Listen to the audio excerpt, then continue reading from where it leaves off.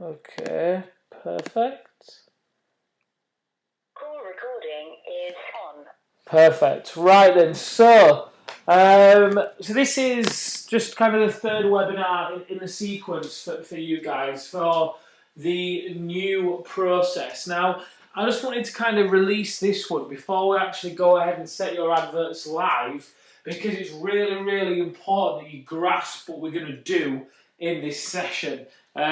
You've already got an understanding of the actual process and what's involved and what structure it follows.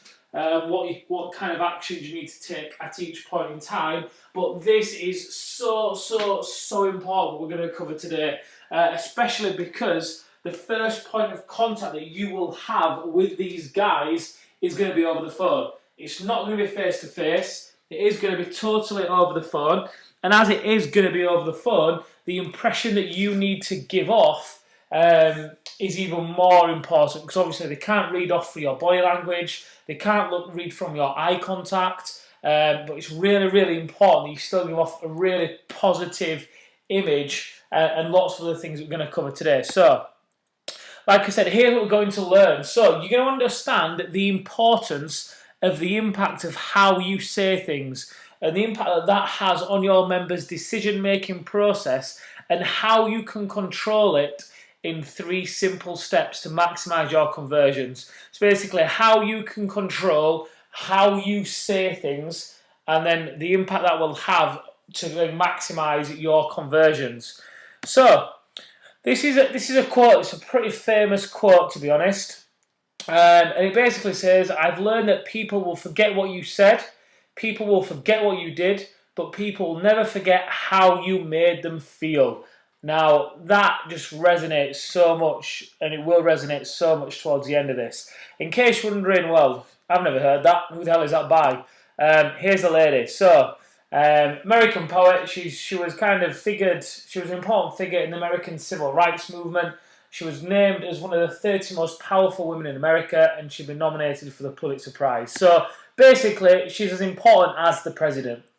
So, anyway, getting off the track. So let me ask you a question, guys. So, how did you feel the last time you made a serious purchase? So if you think about it, put yourself in that position. So be it the last time that you either booked a holiday. In fact, make it a face-to-face purchase. So last time you went into a store, be it you tried an item of clothing on, you asked for some help from the sales assistant, or be it you went into a restaurant and you wasn't too sure what to order, or, well, that's not really a serious purchase, I guess, but you get the gist. Put yourself in that position, and I want you to think back to how you felt.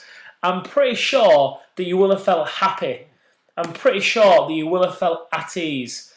I'm pretty sure you will have felt trusting in the sales assistant that you will have been working with or asking questions of. You will have trusted their opinion. They will have had certain body language which was very open. They'll be making solid eye contact with you to help put you guys at ease. You will have felt happy being in their presence, being in that experience, and you would have felt very much in capable hands, like you were speaking to the expert.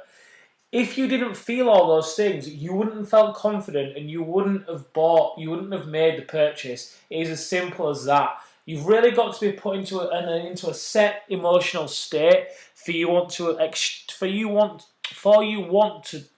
when I can speak, for you to want to exchange your hard-earned cash. People have really got to make you feel as though you are the number one in their eyes at that moment in time.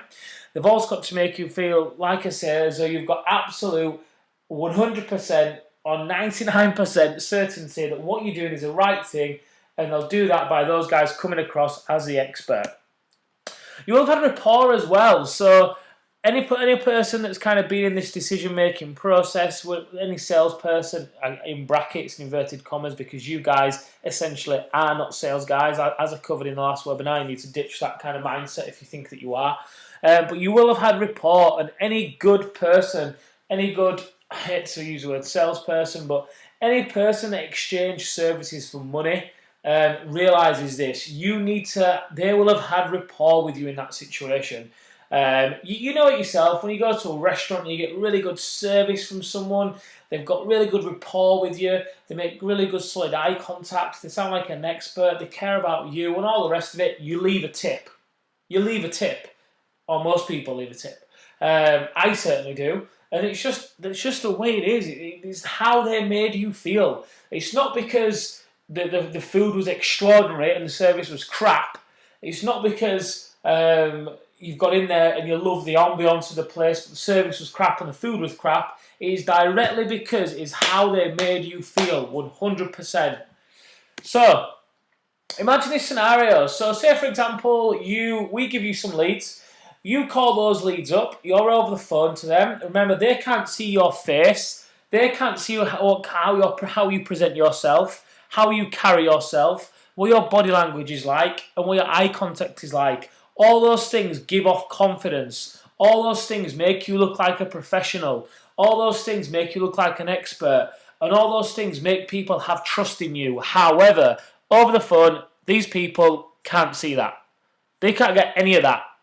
So, imagine it. So you give them a call up, you ring them, say, hi, so it's Steve calling from Fitness for Mum, or Jane, or Carla, whoever. I'm calling from Fitness for Mum because I just got past one of your a lead because I got told that you might be interested in the class. We've got some classes taking place next week. Imagine that scenario. Do you think that member on the other end of the phone is going to be chomping at the bit to come along to your class? They're going to pick up on the uneasiness in your voice. They're going to pick up on your kind of stammering, your lack of confidence and all the rest of it. Don't get me wrong, guys. I don't expect you guys to just kind of fly with this instantly. I don't expect that whatsoever. However, we do expect you to take full accountability and full responsibility once we pass you guys the leads to implement the stuff that we're taking time out to show you, because this stuff works. And the way to do it is to practice. So yes, you might stammer and so on first, but with practice on and off the phone, you will deliver a fantastic call. That initial call, because that initial call is going to be the key to getting them to come and attend one of your sessions. But like I said, they don't know. We've got a script for you guys on that first call. Now, your members do not know that you guys have a script. And they don't even know if you miss anything out from that script. They don't care. They don't know. Quite frankly, you could say that script word for word, deliver it perfectly, but say it in the most monotone, bland voice. Imagine what kind of feeling that elicits in them. They're not going to want to take action from that. Whereas the flip side of that, you could say half the script, make sure obviously you say your screening questions, but you could say half the script, but say in such an excited way that you want them to come onto the session, you can't wait for them to be there, obviously keeping power versus need and so on, but you can say in such an excited, reassuring, confident way that they're chomping at the bit, they can't wait. So, do you think it would be a success if you phone someone up, stammering, stuttering, and so on? It's very, very, very, very unlikely that you would elicit the right feeling in them for them to want to take action. Very unlikely. And even if you did, then they'd come along to your first session with quite a few hesitations, because as soon as they hear your voice, they start to paint a mental picture of you. And obviously, bearing in mind that they've applied for this program, people are painting mental pictures all day long. So when they've applied for this program, they will already have a mental picture in their head of what their coach will look like and the type of person that's going to help them achieve this fantastic goal that they're setting out to achieve. So if you then phone them up and your voice and so on doesn't match up to that picture and doesn't elicit any feeling in them, they're going to again paint a different picture of you. And then when they turn up to your session, unless you kind of unless you change and improve how you're saying things, how you're delivering things, and how you're making them feel, it's definitely not going to be a success. So, how do you need to feel to influence them? So, key, it's all about how you make them feel, but you need to feel a certain way so that you can speak a certain way which will then influence those guys and make them want to take action. So how do you need to feel? So, like this, well,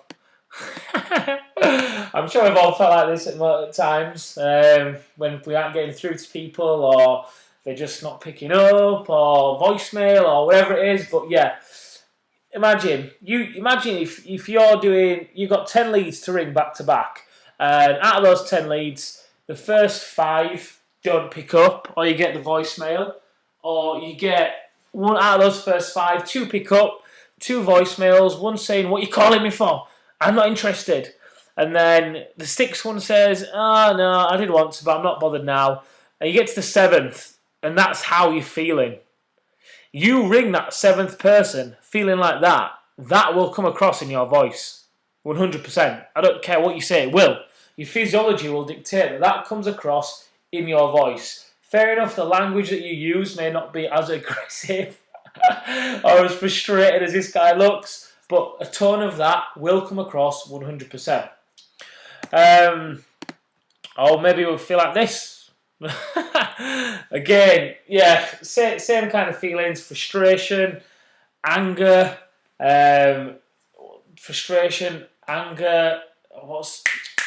God, mind's gone totally blank. Well, not overwhelmed, but when you feel like when you big yourself up and then you're just disheartened, that's what I'm thinking of. God, mind went blank. So overwhelmed, disheartened, frustration, anger, will it ever work? All these kind of things. You don't want to feel like that. That's the last thing you want. Or even this, like a big, angry, roaring bear ready to roar down the phone at someone. Again, none of these situations are going to help you whatsoever. So how do you want to feel? So there's 3 kind of simple steps. You want to make sure that you are always feeling confident. You want to make sure you're always feeling happy. You're always feeling positive. You're always feeling informed. You're always feeling in control of the situation. Remember, power versus need. You guys have the power here. You guys have a massive gift that you can help transform the lives of these people. You guys have a huge, huge, huge gift. And you need to remember that. And you need to let that come across in the tone of your voice. So confidence, conviction, decisiveness. So there's 3 simple steps.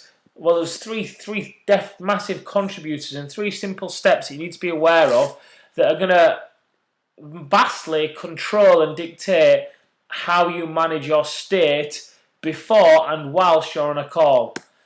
So, try this exercise. So, what I just want you to do quickly, so no doubt you probably sat down right now.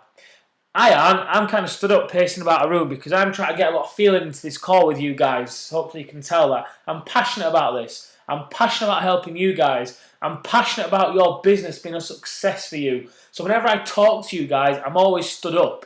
It might sound like I'm on loudspeaker, but I'm stood up, walking around, hand gesturing. I'm not sat down. So I want you to stand up. I want you to get out of your seat. I want you to stand up. Now, I want you to first get a big, massive smile across your face. Get a big smile across your face, ear to ear. If you're in a public place, you're going to look weird, so what? Bite the bullet. No, stand up, out of your seat, stand tall, shoulders back, head high, and smile. Just think of something, a positive thought, and smile. Now what I want you to do is start making some crazy fast hand gestures. Just go real fast with them, crazy, whatever it is, whatever you want to do. Whatever you want to do, just make those for 5, 4, 3, 2. Now, how do you feel? It is very, very, very unlikely, if you hopefully did that experiment, little test, it's very, very, very, very, very unlikely you will feel negative or down or in any way, shape or form kind of lackadaisical or lethargic. You will feel energized, you'll feel positive, even smiling. The first little bit of just smiling is very, very hard to feel bad when you smile. Very hard. Even when you laugh. Everyone's got funny things that have happened to them in their life or happened to people that you know. Even the thought of them just at least brings a smile to your face. At least brings a smile to your face. Everyone's got them. So the first key to you controlling how you feel, which in turn then dictates the kind of language that you use and the feeling that comes across in how you say it, which in turn dictates how your members bond to you, is physiology. Number one. All we did then was include some smiling, included some gestures, changed your body language. So we changed it from being slumped and down to shoulders back, high, standing tall. Included some laughter. So hand gestures, smiling, standing, laughter, all these things, guys, link into your physiology. And if you want to change your state, if you want to change how you feel in an instant, physiology is the quickest way to do it, guys. Change what you're doing with your body, 100%. That's going to be the quickest way. So, if you're frustrated from being on a few calls, you're ringing people and booking them in, take a quick break, have a few minutes, grab a drink, whatever, and then change your physiology before you get on to the next call. Get up, move about. Don't stay in the same spot. If you sat down at your desk making these calls or in your car and you have a bad call after bad call, then your body language is just going to get more negative and more negative and more negative. You have to work at feeling shit or crap just as hard as you have to work at feeling good. Feeling crap and being negative and feeling depressed in brackets is just as hard work as feeling good. To feel bad, you have to have your body language in a certain way. You have to have your shoulders rounded, your head down, use a certain tone of voice, not make eye contact, look in a certain kind of way. All those things you're working at just as much as you would have to work at sitting upright, shoulders back, looking high, smiling. All those things. That is a key, number one thing. That's why I'm always standing up. That's why I'm always making fast hand gestures and moving around when I'm on the phone to you guys, is because I want my feelings to come across and the conviction and so on and so forth. And the number one way to do that is physiology.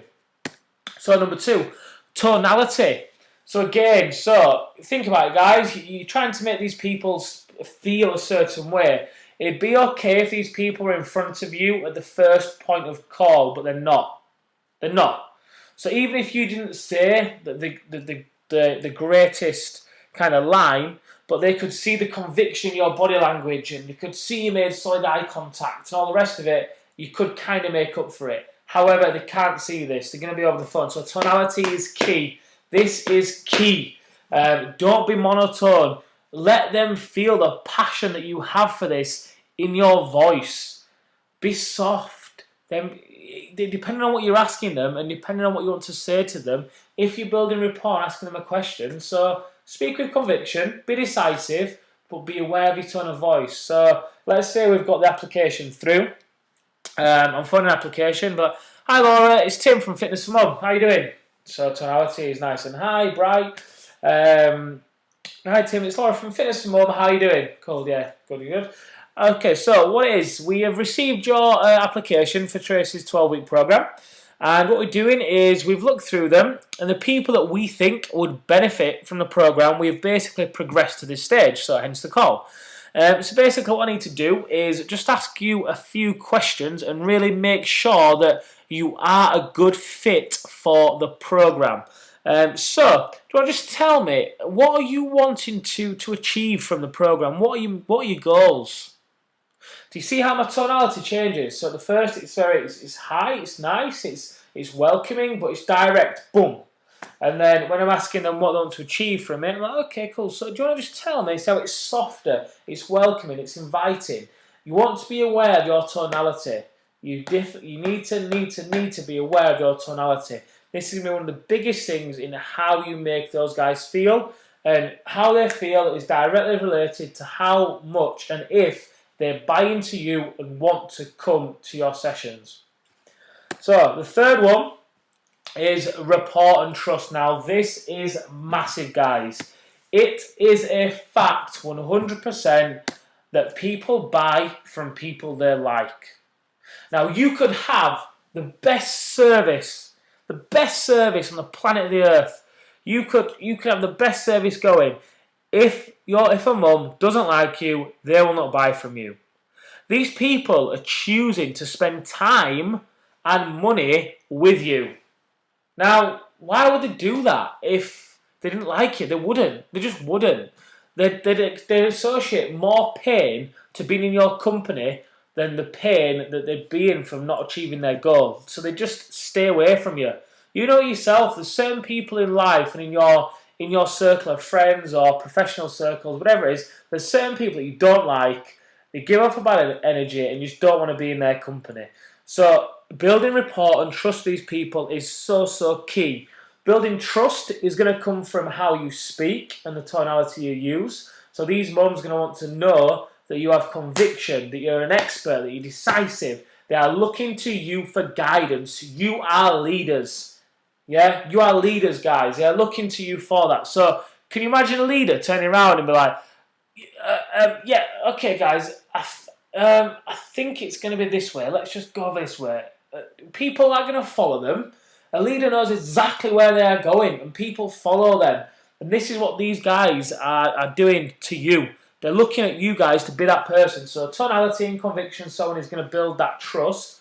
Obviously, you can display some expert knowledge in terms of when you speak about their goals. So if I say, okay, Laura, do you want to just tell me a little bit about what you want to achieve from the program? So that she might tell me that she wants to lose 12 stone, 12 pounds, and then I could say, okay, so have you got any event coming up or any kind of time frame that you want to achieve it by? Well, yeah, I'm going on a holiday in about 8 weeks. I say, okay, well, Tracy's put the program together whereby you should lose on average about £1 a week if you eat the foods that we say and exercise in the way that we tell you to exercise. Now, in theory, it's physiologically impossible for you not to lose weight because losing weight is basic science of burning more calories than you're eating. It's as simple as that. Even something like that, guys, something a little couple of lines like that, position you guys as an expert, enhance the trust that people have in you, and then make them buy into you even more. Now, rapport is going to be directly related to the tonality of the voice that you use. Again, make it nice and warm and nice and welcoming so that people just want to be around you. People want to be around people that know what they want and that people that are confident and know where they're going. And that's what you need to do through how you speak and what you say.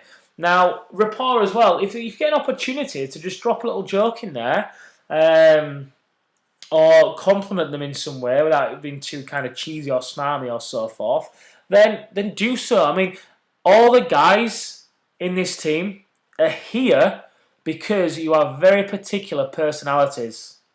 Now, some of you guys might do all of this naturally. You might. However, some of you might need to tweak certain things. So, you really want to just let your personality come across. Don't hold back. Let your personality come across and let your humour come through. Build rapport. Build rapport with these people. There are lots of different ways you can build rapport. Make it about them. Ask them questions. So if you can hear the kids in the background, ask them how old they are. Is it the first? Ask them questions. Ask them questions about what they've done to try and lose the weight so far. Did they do any exercise before pregnancy? There'll be something in there that you can strike up a conversation with them about. It doesn't need to be a long conversation because they might be busy, but it just can be a quick conversation that just builds bridges and builds rapport. People basically love to talk about themselves. They do. They really do. And that's why that first point of contact, you just want to be asking questions. Asking questions, listening, letting them finish, and then you can come in. You can come in and obviously build rapport, like I've said, or do whatever the conversation dictates. So, create your power move. So basically, you probably won't know it, guys, but you will have certain things that you will do when you are feeling really confident. So imagine the last time you felt massively confident. So you're in a situation, you felt totally in control, you were confident, your body language was tall, it was open, it was strong, your eye contact was strong. There would have been something that was going on in your environment or with your body language that you do that kind of anchors you in that position. Mine, for some reason, I've got this weird thing where I just clap my hands, a bit like a fucking seal. I just clap my hands. I just when I'm going into something that I'm excited about or I love, I just clap my hands about 5 times. I've only realised it unconsciously. Let me just sort that out.